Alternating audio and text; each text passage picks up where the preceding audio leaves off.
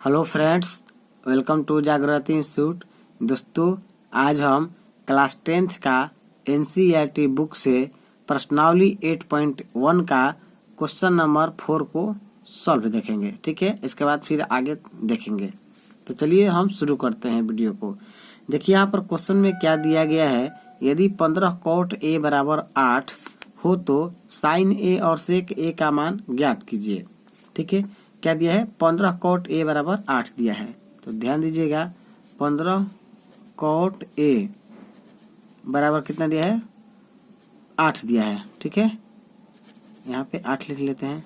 15 cot a बराबर 8 दिया है। ठीक है, तो cot a का अगर मान हम निकालना चाहेंगे, cot a का, तो क्या होगा? 8/15 हो जाएगा। ये देखिए गुना में है तो क्या गया? डिवाइड में जाएगा। तो यहाँ पर हम क्या करेंगे, यहाँ पर हम के लगा लेते हैं। ठीक है, अब ध्यान दीजिएगा, रेशियो में है के लगा लीजिए। ये कोट क्या है? कोट जो है tan का उल्टा होता है। ठीक है, और tan का आपको पता है कि लंब बटा आधार होता है। तो कोट का क्या हो जाएगा? उल्टा करेंगे तो आधार बटा लंब होगा, यानी कि ये वाला क्या कहलाएगा? आधार कहलाएगा। ठीक है, और ये क्या कहलाएगा? लंब कहलाएगा। ठीक है, तो आधार बटा लंब हमको मालूम है। तो अब यहाँ से हम क्या करेंगे? कर्ण निकालेंगे। ठीक है, कर्ण कैसे निकालेंगे? ध्यान दीजिएगा। जैसे यहाँ पे ये एक समकोण त्रिभुज है, हम यहाँ पे क्या करेंगे? अपने से एबीसी नाम रख लेते हैं त्रिभुज का। अब देखिए यहाँ पर 90 डिग्री है, ये वाला क्या कहलाएगा? कर्ण कहलाएगा। ठीक है, अब देखिए यहाँ पर हम थीटा ले लेते हैं। यहाँ पर हम क्या कर लेते हैं? इसको थीटा ले लेते हैं। तो जब यहाँ पे हम थीटा लेंगे तो ये वाला क्या हो जाएगा? लंब कहलाएगा। और लंब कितना दिया है? 15। तो यहाँ पर 15 हो जाएगा।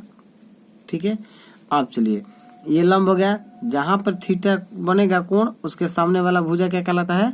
लंब कहलाता है। तो बीसी यहाँ पे क्या कहलाएगा? लंब। ठीक है, ये तो कर्ण है, इसका मतलब ये जो ए बी है ये क्या कहलाएगा? आधार हो जाएगा। आधार कितना है? 8 दिया हुआ है, तो 8 के लिख लेते हैं। अब ये कर्ण निकालना है, तो कर्ण क्या है? एसी है। तो यहाँ पर एसी का आपको पता होगा पाइथागोरस प्रमेय से कि एसी का स्क्वायर जो होता है A B square plus BC square के बराबर होता है। ठीक है, यानी जो कर्ण का स्क्वायर होता है वो लंब के स्क्वायर और आधार के स्क्वायर के बराबर होता है। तो यहाँ से अगर एसी निकालना चाहेंगे, एसी, तो क्या होगा? रूट अंडर, देखिए ये एसी निकालेंगे तो ये 2 क्या हो जाएगा? रूट हो जाएगा इधर आके। और यहाँ पे ए बी है, ए बी का मान कितना है? 8 के। तो 8 का यहाँ पे 8 के लिख करके क्या करेंगे? बाद में स्क्वायर कर लेना है। ठीक है, प्लस अब क्या करना है? बीसी का यहाँ पे 15 के लिखा हुआ है, तो 15 के लिख करके स्क्वायर कर लेना है। अब देखिए दोस्त, यहाँ पे क्या करेंगे हम? 8 का वर्ग करेंगे, कितना होगा? 64। ठीक है, उसी तरह से के का के तो के स्क्वायर प्लस 15 का स्क्वायर करेंगे 225 के स्क्वायर। ठीक है, अब देखिए इसको जोड़ लेते हैं, कितना रहा है? तो देखिए ये जगह 5 4 9 और ये 6 2 8, यानी कि 289 के 289 यहाँ लिख देते हैं 289 के स्क्वायर। ठीक है, तो 289 का वर्गमूल होता है 17 और के स्क्वायर का निकल के आ जाएगा के, यानी एसी कितना गया? 17 के आ गया। तो देखिए यहाँ पे एसी है, यानी कि ये क्या रहेगा? 17 के रहेगा यहाँ पे। ठीक है, अब ध्यान दीजिएगा, अब हमसे क्वेश्चन में क्या पूछा गया था, इसको थोड़ा सा क्वेश्चन को देख लेते हैं। देखिए यहाँ पर क्वेश्चन में दिया गया है 4 नंबर में कि साइन ए और सेक ए का मान ज्ञात करना है। ठीक है, तो चलिए हम बारी बारी से यहाँ पर निकाल लेते हैं। साइन ए का मान पूछा है, तो हम जानते हैं कि साइन थीटा बराबर होता है लंब बटा कर्ण, लंब बटा कर्ण। ठीक है, और लंब कितना है दोस्त? देखिए लंब तो दिया है 15 के, तो यहाँ पर 15 के लिख लेते हैं। 15 के लंब हो गया बटा कर्ण। कर्ण हम अभी निकाले हैं कितना? 17 के। ठीक है, देखिए एसी है, यही एसी क्या था? कर्ण था। तो निकाले हैं कितना? 17 के। यहाँ पर दोस्त क्या करेंगे? अब 17 के लिख लेते हैं। ठीक है, देखिए के से के क्या होगा? कैंसिल हो जाएगा, बचा कितना? 15/17। ये एक आंसर आ गया। ये किसके लिए आया? साइन ए के लिए आया।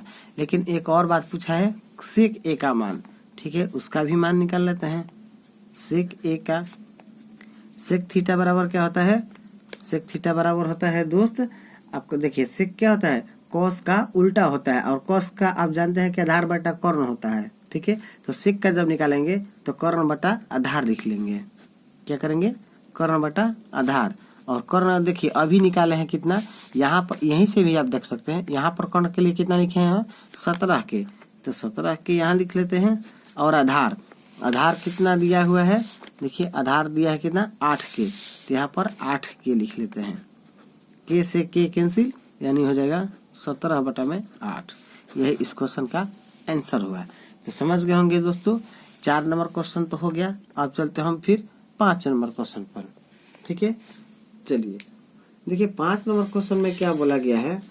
5 नंबर क्वेश्चन में ये बोला गया है कि सेक थीटा बराबर 13/12 हो तो अन्य सभी त्रिकोणमितीय अनुपात परिकलित कीजिए। यानी कि सेक थीटा दिया हुआ है, ठीक है, कितना दिया हुआ है, सेक थीटा बराबर 13/12 दिया हुआ है, 13/12। ठीक है, और सेक थीटा बराबर आप जानते हैं, यहाँ पर के लगा लेते हैं। ठीक है, सेक थीटा बराबर आप जानते हैं कि कर्ण बटा आधार होता है, तो ये ऊपर वाला हो जाएगा कर्ण और नीचे वाला हो जाएगा आधार। ठीक है, तो कर्ण बटा आधार हमको पता हो गया, तो अब यहाँ से हम क्या करेंगे, लंब निकालेंगे। ठीक है, तो लंब निकालने के लिए क्या करते हैं, देखिए यहाँ लिख लेते हैं, ये ABC हम नाम दे देते हैं समकोण त्रिभुज का। ठीक है, यहाँ पर हम थीटा मान लेते हैं, हम कहीं पे भी थीटा मान सकते हैं, यहाँ भी थीटा मान सकते हैं। ठीक है, तो हम यहाँ पर जब थीटा दिए हैं तो देखिए सेक थीटा का क्या होता है, कर्ण बटा आधार, तो थीटा यहाँ लेंगे तो ये वाला जो भुजा BC है ये क्या कहलाएगा, लंब कहलाएगा। ठीक है, ये क्या कहलाएगा, AC कर्ण कहलाएगा। तो कर्ण तो 13 के दिया है, तो यहाँ पे 13 के लिख लेते हैं, और आधार कितना दिया है 12, तो ये वाला क्या हो जाएगा 12 के हो जाएगा। यही AB क्या कहलाएगा, आधार। ठीक है, क्यों कहलाएगा आधार, क्योंकि देखिए जहाँ पे ये कोण बनता है उसके सामने वाला भुजा क्या कहलाता है, लंब कहलाता है। तो ये वाला लंब है, ये कर्ण है, तो ये आधार कहलाएगा। ठीक है, अब चलिए, तो ये तो हम यहाँ से सेटिंग कर लिए। अब यहाँ से BC हमको ज्ञात करना है, तो BC कैसे निकलेगा, कर्ण का स्क्वायर आप जानते हैं पाइथागोरस प्रमेय से, AC स्क्वायर बराबर होता है AB square plus BC square के। ठीक है, और AC कितना दिया है, AC दिया है 13, तो यहाँ पे 13 के इसका स्क्वायर करना है बराबर AB स्क्वायर, AB कितना है 12 के, इसका स्क्वायर करना है प्लस BC स्क्वायर, BC वाला पता नहीं है, यही निकालना है, इसलिए BC स्क्वायर का BC स्क्वायर ही रहने देते हैं। अब देखिएगा यहाँ पर 13 का स्क्वायर करेंगे तो 169 हो जाएगा, और के स्क्वायर है तो के स्क्वायर। ठीक है, ये प्लस में है तो इस साइड अगर आएगा लेफ्ट साइड में तो क्या होगा, 12 का स्क्वायर जब करेंगे तो इधर आएगा तो घट जाएगा, तो 12 का स्क्वायर कितना होता है 144, के का स्क्वायर करेंगे के स्क्वायर। ठीक है, यहाँ बराबर था तो बराबर, इधर BC है तो BC कर लेते हैं, लेकिन इस पे दोस्त स्क्वायर है तो स्क्वायर को क्या करेंगे, यहाँ पे अंडर रूट बना लेते हैं। ठीक है, अब ध्यान दीजिएगा यहाँ पर क्या करेंगे, हम घटा लेंगे, तो यहाँ पर देखिए 9 में से 4 जाएगा 5, फिर 6 में से 4 जाएगा 2, 1 1 कैंसिल, और के स्क्वायर है तो के स्क्वायर लगा लेते हैं। यहाँ पे BC बचा हुआ है। अब BC का जब मान निकालेंगे तो 25 का वर्गमूल निकल जाएगा 5, और के स्क्वायर का निकल जाएगा के, यानी BC आ गया 5 के। तो यहाँ पर हम कह सकते हैं कि BC कितना है 5 के। ठीक है, अब सबका वैल्यू तो हम जान गए, लेकिन पूछा क्या था क्वेश्चन में दोस्त, देख लेते हैं क्या पूछा है। अन्य सभी त्रिकोणमितीय अनुपात बोला है कि क्या होगा। अन्य सभी त्रिकोणमितीय मतलब क्या, सेक को छोड़ के जो बाकी 5 गो बचा हुआ है उसको मान ज्ञात कर रहे हैं। ठीक है, तो देखिए यहाँ पे त्रिकोणमितीय जो अनुपात होता है टोटल 6 होता है, लेकिन सेक वाला का तो बता दिया है कि 13/12 है, तो सेक को छोड़ के 5 गो का बताना है। जैसे सेक को छोड़ दीजिए, जैसे हम साइन थीटा का मान निकाल सकते हैं। ठीक है, उसके बाद कॉस थीटा का मान निकाल सकते हैं, उसके बाद टेन थीटा का मान निकाल सकते हैं, उसके बाद हम कोसेक का निकाल सकते हैं। ठीक है, उसके बाद हम कॉट का निकाल सकते हैं इसका। ठीक है, तो हम बारी बारी से सबका निकाल लेते हैं। देखिए साइन थीटा बराबर होता है लंब बटा कर्ण, ठीक है।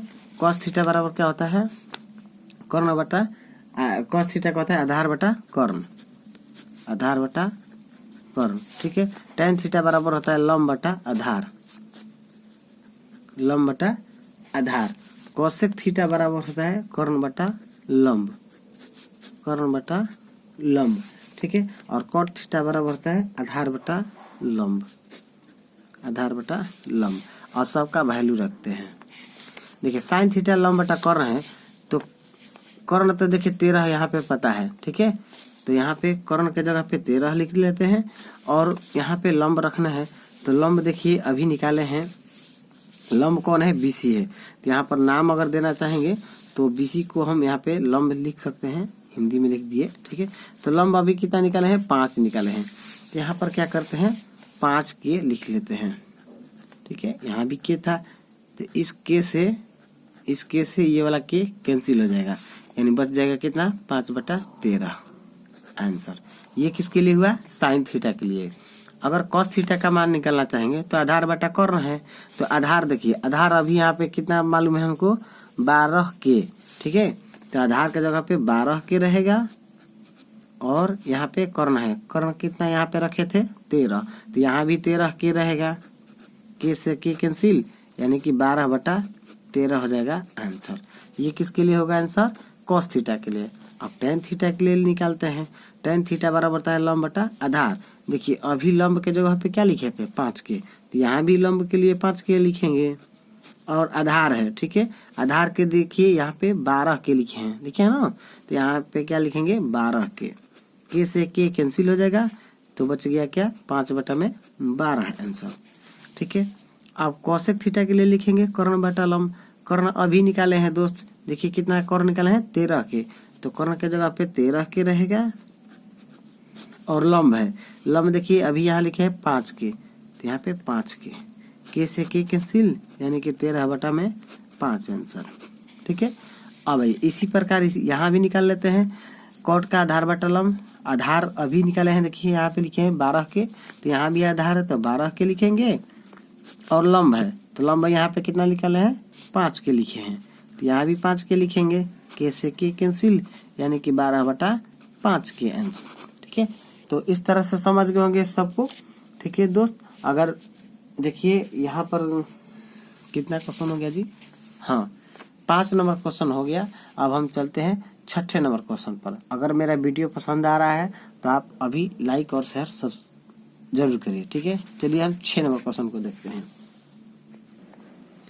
देखिए दोस्त 6 नंबर क्वेश्चन पर दिया हुआ है, यदि कोण ए और कोण बी न्यून कोण हो जहां cos A बराबर cos B, तो दिखाइए कि कोण A कोण B है। देखिए यहाँ पर क्या दिया है, क्योंकि जो कोण है A और कोण B जो है ये क्या है, न्यून कोण है। न्यून कोण का मतलब 90 डिग्री से छोटा, ठीक है। और यहाँ पे एक और चीज दिया है कि cos A जो है cos B के बराबर है। हमको सिद्ध करना है कि कोण A जो है कोण B के बराबर होगा कि नहीं। तो चलिए यहाँ पर एक चीज समझ लीजिए। सबसे पहले ये हो गया समकोण त्रिभुज। देखिए A और B जो है कोण, ये क्या है, न्यून कोण है।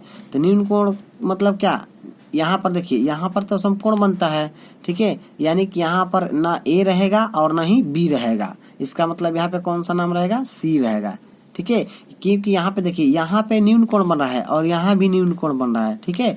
तो न्यून कोण के लिए तो A या B दोनों है, तो यहाँ पर हम A दे देते हैं, यहाँ पर हम B दे देते हैं। यहाँ भी हम B लिख सकते हैं और यहाँ A लिख सकते हैं, ठीक है, गलती नहीं होगा।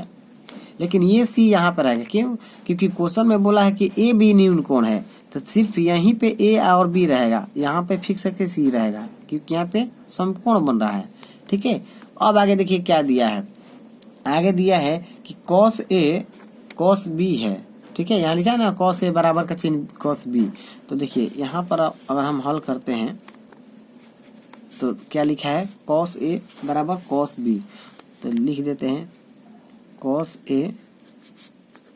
A बराबर cos B, ये लिख देते हैं ब्रैकेट में, इस तरह से दिया है, ठीक है। जो cos A जो है cos B के बराबर है, तो एक बात सोचिए cos क्या होता है, cos थीटा जो होता है आधार बटा कर्ण होता है। ठीक है, तो यहाँ पे देखिए थीटा क्या बना है, a बन रहा है।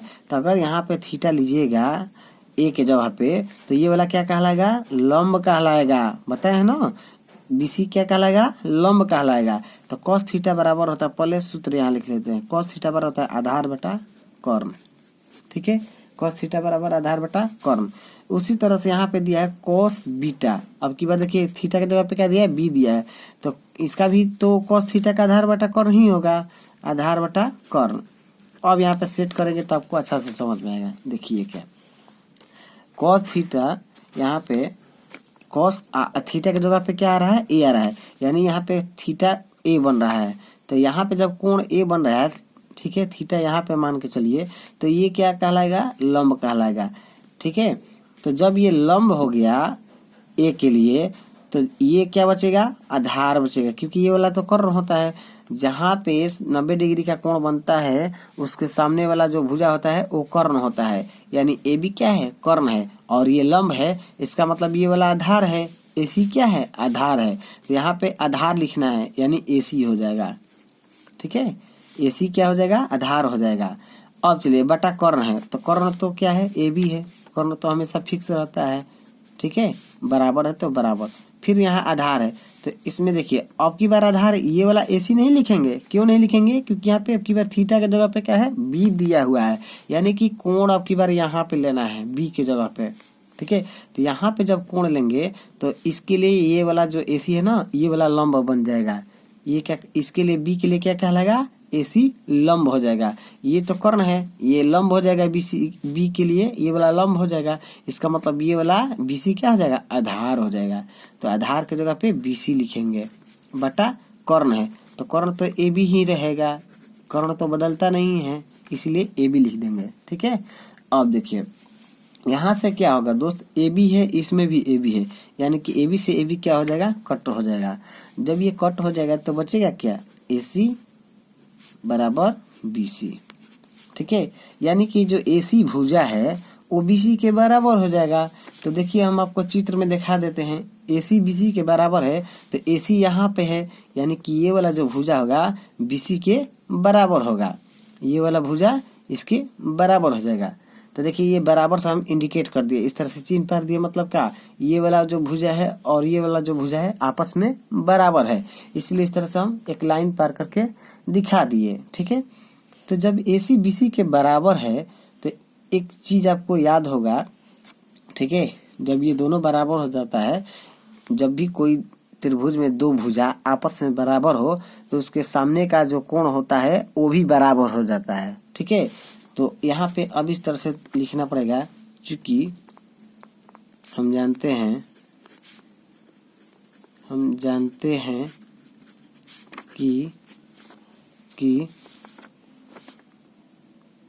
यहाँ पे लिख देते हैं बराबर भुजा के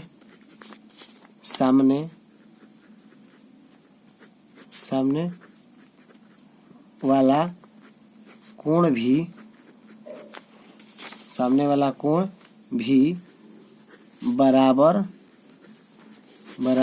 ही होता है।